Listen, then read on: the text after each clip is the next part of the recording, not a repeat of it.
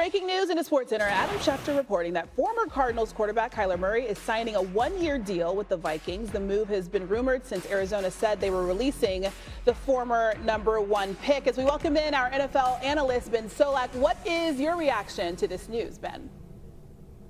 Yeah, this was the expectation. From the moment it became clear Kyler was going to be released, it's all right. Everywhere he signs for will be the same money, roughly. He's going to sign on a veteran minimum because the Cardinals are paying his bill. So if you were a quarterback in need of rehabilitation, where would you go?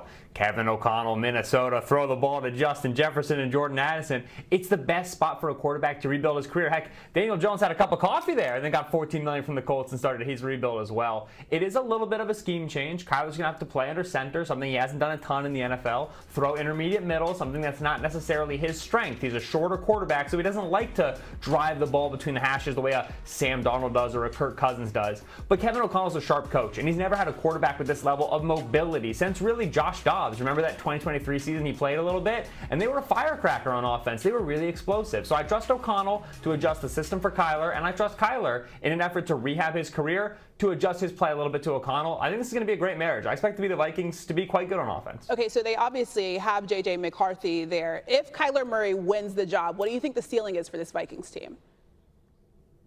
I think it's quite high. And you see a team that right now is shedding a lot of veteran contracts. They're trying to get more cap compliant, so Javon Hargrave's out of the building. Jonathan Allen's gone. We might see Harrison Smith not come back, right? He's retiring. John Grenard might get traded. And so Brian Flores, who's done tremendous work, must continue to do so again with even fewer pieces. But offensively, I expect him to really bounce right back. That offensive line is ready to be the driving force behind a good running game. You're going to have a very motivated Justin Jefferson and Addison, a receiver room that wants to show, hey, we're still among the league best. It doesn't matter what happened in 2025. And so offensively, I think they can score a lot of points. If Flores is the guy we think he is, and trust me, he is. He's the man. Then yeah, Minnesota back in the playoff hunt for sure. All right, that is the breaking news. Adam Schefter reporting that Kyler Murray is signing a one-year deal with the Vikings. Ben Solak. Former Vegas teammate Geno Smith going back to where it all started in his pro career. Tuesday, the Raiders traded Smith to the Jets. Smith was taken by New York in the second round of the 2013 draft. He was the starter until 2015 before leaving in 2017. He now gets another chance in the Big Apple. Great to welcome in Geno Smith live right here on SportsCenter. Geno, when you heard that you were going back to the Jets, what were your first thoughts? You know, super excited. You know, I mean, how about that? A full circle moment. You know, when I heard I had an opportunity, you know, to be back in Florham Park, just started thinking about all the memories, man. You know, was there for 4 years, got drafted, you know, 39th pick. You know, had a lot of ups and downs, but, you know, I really learned a lot, had some great teammates and coaches, and, you know, really enjoyed my stay there. You know, it was just the beginning of my journey, and now I'm back, and so I'm excited. And you pick up all this experience, of course, through the years. You mentioned that when you spoke to Jets head coach Aaron Glenn, that he has a real plan. What parts of his plan makes you believe right now? You know, I think, you know, when I talk to AG, you know, just the realness of him. He's a guy who's played this game, so he understands it from a player perspective. But, I mean, he's been a tremendous coach for a while now. He was on staff when I got drafted, you know, back in 2013. And we just had a bunch of conversations about, you know, just how cool it would be for he and I and the guys, you know, on the team, all of us, man, to, you know, win in Florham Park and for this to be our story. And, you know, I was drawn into just, again, he's a real dude. He's a guy who I played against. I know what his defenses have to offer.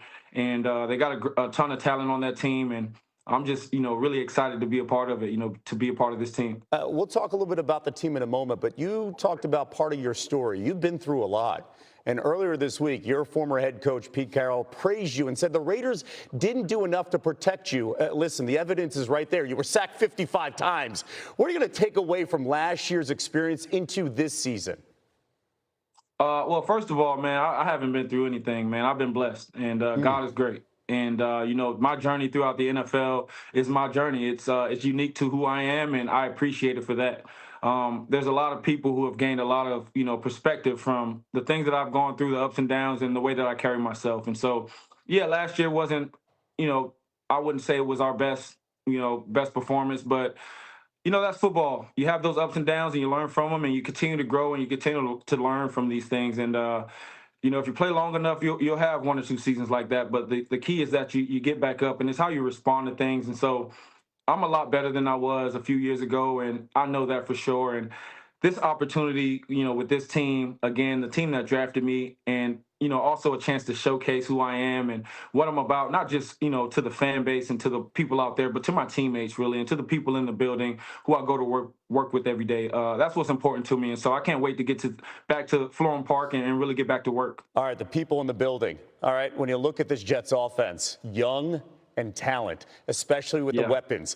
Garrett Wilson, Breece Hall, Mason Taylor. What intrigues you about this type of young talent that you're going to see on your new team as the veteran quarterback? Yeah, you said it. A ton of talent. I've been, watching these guys through highlights, I feel like for a bunch of years, and watching Garrett, route guys up and, just create separation, watching Breece Hall, the way that he runs the ball, and Braylon, the way that he runs, and the guys up front, being a part of, Coach Reich's system and being coached by Coach Musgrave. All the things are there, and I'm just super excited to be a part of this team and to, once again, just meet the guys, develop that camaraderie in the locker room, and then, go to work on the field. Gino, not many get the chance to go back to where they started. What's a good ending for you in your return to New York with the fan base, with the organization? What's a good ending?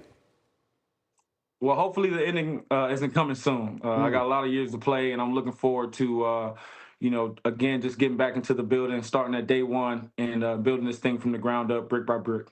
Gino, we appreciate you joining us. We hope you have a great offseason and enjoy going back to New York. Thank you.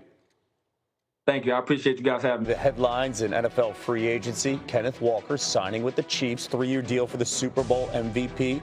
Splitting time in the backfield, Walker had over 1,000 rushing yards last year in Seattle, while Kareem Hunt led the Chiefs with 611. Yeah, it's a winning culture.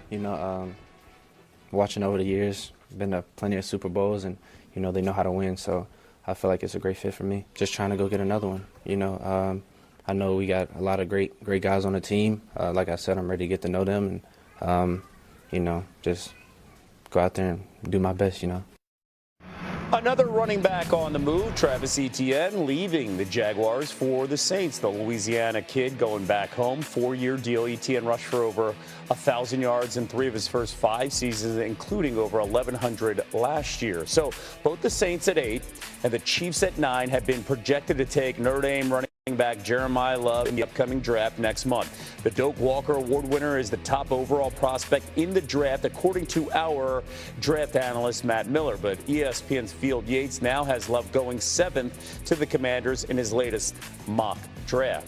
And let's bring in our draft analyst. That is Matt Miller joining us now. A lot of buzz around the Saints and the Chiefs going after Love in April, but that seems to be done now, considering what we saw in free agency. Where do you have the Notre Dame running back going after this flurry of free agent moves? Yeah, I'll tell you, I think we saw New Orleans and Kansas City get free agent running backs because they knew Jeremiah Love was never going to be on the board at picks 8 and 9 overall. So they went another direction. I think the conversation still starts at number 3, where the Arizona Cardinals pick. This is a team in a complete rebuild. They don't have a quarterback of the future. They do have some pieces on the offensive line and at wide receiver, but Jeremiah Love, maybe the best player on their board. Next is the Tennessee Titans at 4. I think this is an interesting landing spot. You have the young quarterback in Cam Ward. They've solved a lot of issues throughout free agency, trading for Jermaine Johnson to be an edge rusher for them. This is a team that I think maybe the best argument for Jeremiah Love is the Tennessee Titans to pair him with Ward and have that young, dynamic 1-2 punch in the backfield. Robert Saleh, and of course, the idea of having Dable run that offense. They've made a lot of moves to help Cam Ward entering year number 2 as the quarterback. All right, we are well into the first week of free agency. What moves have you seen that could affect the top 10 in next month's draft?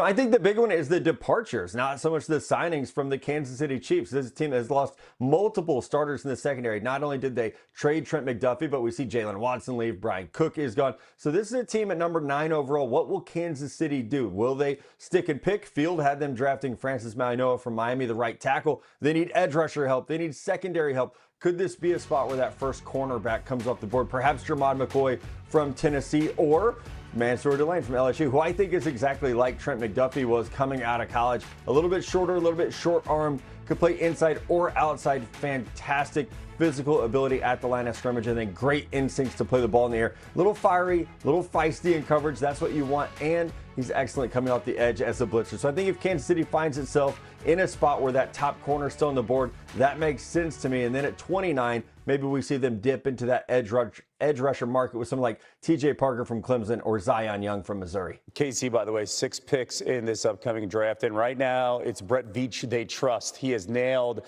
a lot of draft picks, especially with the defense over the last few years, while loading up offensively with Patrick Mahomes and that big contract. Matt, thank you so much.